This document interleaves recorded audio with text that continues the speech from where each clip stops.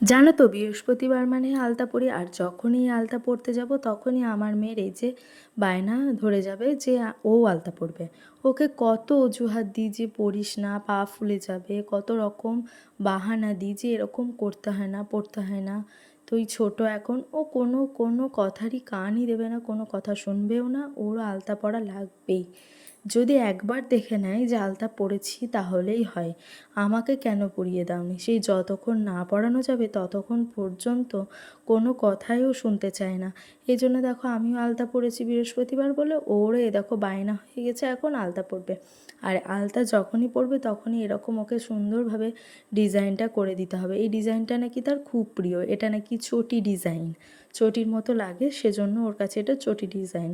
আর যখনই আলতা পরাবো তখনই ওকে এই ডিজাইনটা করে দিতেই হবে, ওর নাকি খুবই ভালো লাগে এই ডিজাইনটা।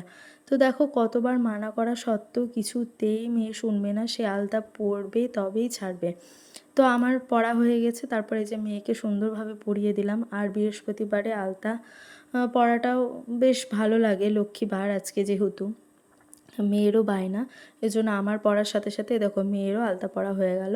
আমাকে আবার লাস্টে বলছে মা খুব সুন্দর হয়েছে। তো চলো টাটা।